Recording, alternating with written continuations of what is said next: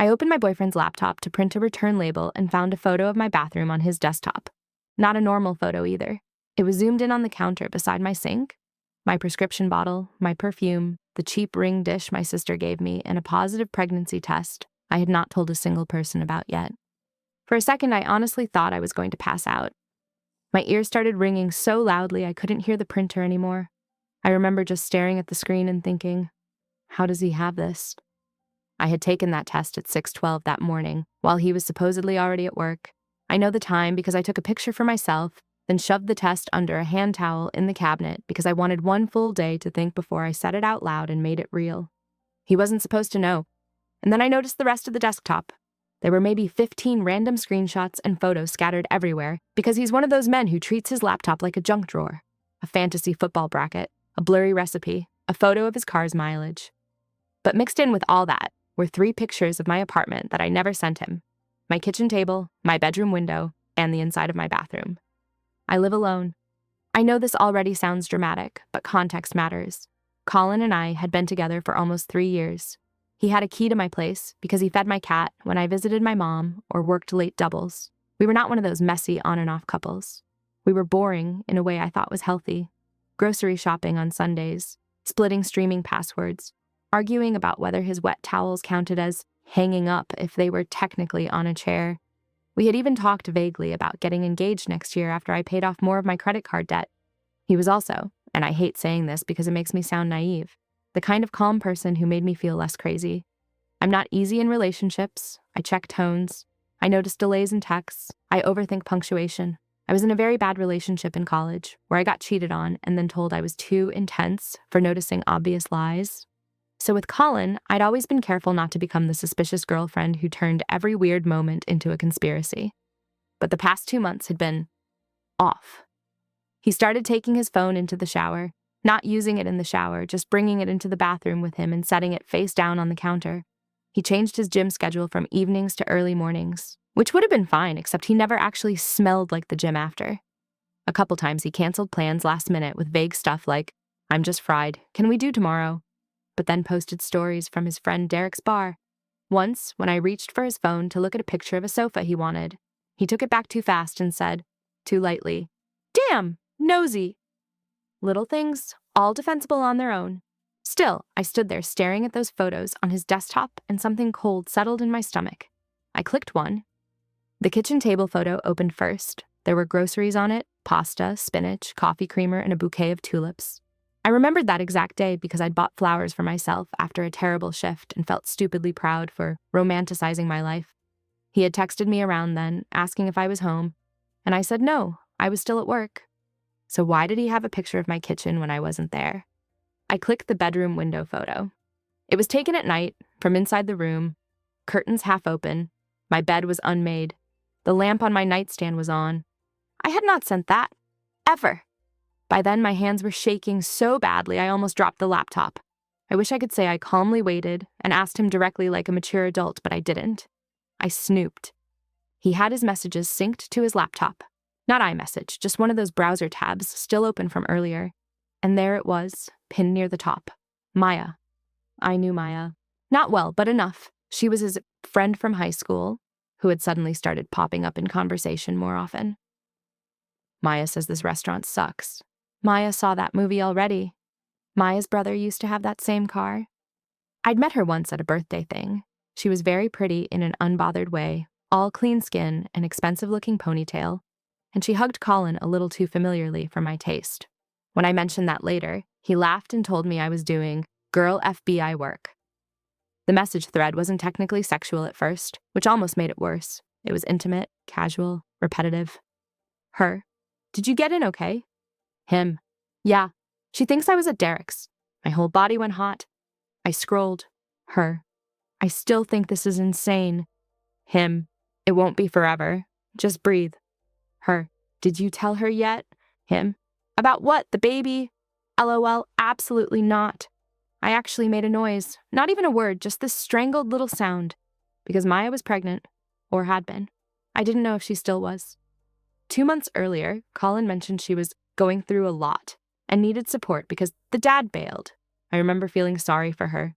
I even said, "That's awful. Is she okay?" Apparently, the dad had not bailed. Apparently, he was standing in my kitchen telling me he loved me and leaving his toothbrush in my bathroom. I kept scrolling even though I should have stopped.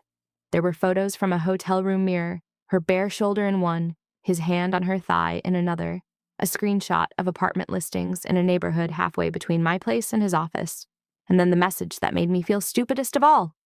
Her. You said after the holidays. It's March. Him. I know, I'm trying to do this without blowing up her whole life. Her whole life! I don't know what snapped in me, but I took pictures of everything with my phone, shut the laptop, and sat on the couch waiting for him. The printer was still whirring in the background, with my stupid return label curling into the tray. I remember thinking I should throw up, but I didn't want to move in case I somehow missed the exact second he walked in. When he got there, he smiled first. That's the part that still makes me sick. He opened the door, saw me sitting there, and smiled like I was home early to surprise him. Hey, he said, everything okay? I just held up my phone. He looked at the screen and I watched his face change in stages. Confusion, recognition, then this awful flatness like he was already pulling away from me internally to protect himself. For maybe 5 full seconds he said nothing. Then, you went through my stuff? I laughed. I couldn't help it. It was such a pathetic, reflexive thing to say that I actually laughed in his face. Are you serious? I'm asking, he said, and his voice got sharper. Were you going through my messages? I found a picture of my pregnancy test on your laptop. He blinked. Your what? That's how I knew for sure he hadn't taken that one. Not him, then. Her. It took me a second to catch up to my own thought. Then everything rearranged itself in my head so fast it made me dizzy. The photos of my apartment, him asking if I was home, Maya knowing where things were, the weird feeling I had a few weeks ago when my bathroom cabinet was slightly open, though I always close it because of the cat. She's been here, I said. He didn't answer. She has been in my apartment? He put a hand on the back of a chair like he needed to brace himself. It wasn't like that. I said very quietly, Did you bring her into my home? And he said, once. That was the first honest thing he gave me. Apparently it was twice, not once. I learned that later from the messages. But in that moment, he stood there and admitted he had brought the woman he was sleeping with into my apartment because it was easier after I'd left for work and before he met her somewhere else. He said they only came by to pick up something he'd left there once and another time to talk privately. He swore they never had sex in my bed like that distinction was supposed to matter to me. He kept saying, You have to believe me, it wasn't meant to humiliate you. Not meant to humiliate me. I asked him if Maya's baby was his, and he sat down without answering, which was answer enough. Then came the part I'm not proud of. I threw the tulips, the dead ones from the vase on the table. Water went everywhere. I called him disgusting, a coward, a parasite. I told him I hoped she made his life hell. I said things I can't take back and don't fully regret. At some point he started crying, which only made me angrier because it felt like suddenly I had to witness his pain too. He kept saying, I was going to tell you. And I said, when? After I had your child too. That was when everything stopped. He looked up at me so fast I knew I'd hit something real. I shouldn't have said it like that. It just came out. But then he stared at me and went, What? So that's how he found out. Not from me, not in any meaningful way, but because I was so furious I used the truth like a weapon. The silence after that was horrible. Just both of us breathing and the cat skittering out from under the chair because she hates yelling. He said, Are you pregnant?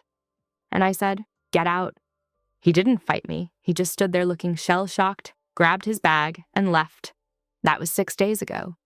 Since then, Maya has texted me twice from different numbers because I blocked the first one. The first message was, I didn't know about you at first. I'm sorry. The second was, You deserved to hear the truth a long time ago. Which is interesting because now I don't know what truth? She thinks I still don't know. Colin has sent flowers, emails, a 3-page note in my mailbox, and one text that just said, Please tell me what you decide before anyone else does. He means the pregnancy. And that's where it gets ugly, because I haven't told anyone else either. Not my mom, not my sister, not my best friend. I took another test. Still positive.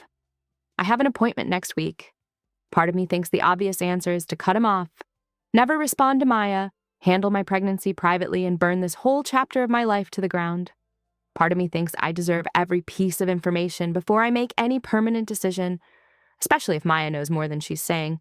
And the worst part, the part that makes me hate myself a little, is that a small, disgusting part of me still wants to hear him explain it one more time, as if there's some version that will hurt less. I haven't answered either of them. But yesterday I changed my apartment lock, and when the locksmith handed me the new keys, I caught myself wondering whether I should make one extra copy. Not for Colin. For Maya,